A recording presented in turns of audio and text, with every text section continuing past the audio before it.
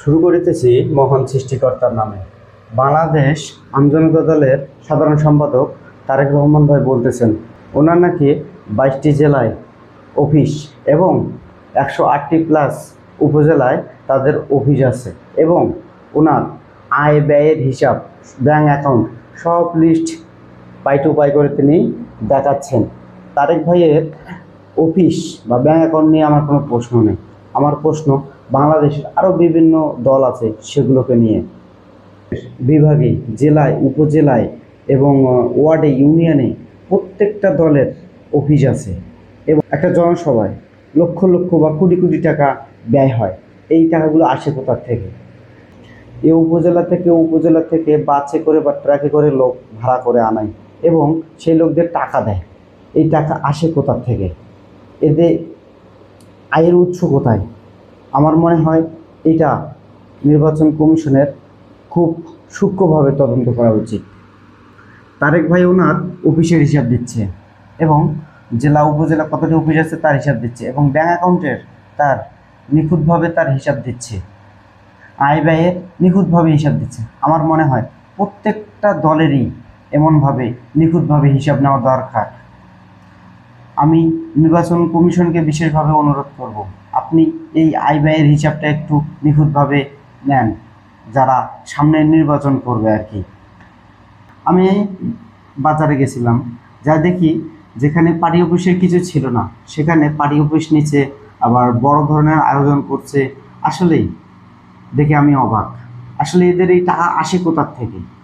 এদের আয়ের উৎস কোথার থেকে? আসলে এই পার্টি অফিসগুলো যেখানে হয় সেখানে জমির তো অনেক দাম, অনেক মূল্য জমির, বা যেখানে ভাড়া নিতে গেলেও অনেক টাকা, লক্ষ লক্ষ টাকা গুনতে হয়।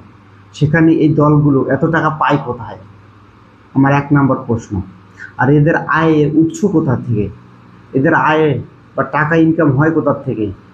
আমার মনে হয় নির্বাচন কমিশনকে এই ব্যাপারে দৃষ্টি দেওয়া উচিত। কোনো নেতা যখন নির্বাচন করে সে গরিব, তার ব্যাঙ্ক অ্যাকাউন্ট থেকে এত লক্ষ টাকা বা এত হাজার টাকা, কিন্তু সে যদি 5 বছর 10 বছর থাকে তাহলে তিনি কোটি কোটি টাকার মালিক কীভাবে হয়? তো মাসে ইনকাম হাইস্ট 1 থেকে 1.5 লক্ষ বা 2 লক্ষ টাকা। তাহলে 1.5 লক্ষ 2 লক্ষ টাকা মনে হয় না, 1 থেকে 1.5 লক্ষ প্লাস। তাহলে তারা এই 5 বছর বা 6 বছর শেষ কোটি কোটি টাকার মালিক কোথা থেকে হয় তারা? আবার নির্বাচনে এরা অনেক ব্যয় করে, ভোটারদের টাকা দেয়, নাস্তা খাওয়ার টাকা দেয় বা পকেট খরচের টাকা দেয়, তখন দেয়, কিন্তু নির্বাচন চলে গেলে আর দেয় না। এই টাকা আসে কোথার থেকে? এসব কিছু আমার মনে হয় নির্বাচন কমিশনারকে তদন্ত করা উচিত। কারণ যারা আমাদের দেশকে পরিচালনা করবে তারা যদি শুদ্ধ না থাকে তাহলে দেশকে কিভাবে শুদ্ধ করবে? এই দলগুলো যদি দুর্নীতিমুক্ত না হয় তাহলে বাংলাদেশকে কিভাবে দুর্নীতিমুক্ত করবে? আমার একটা প্রশ্ন।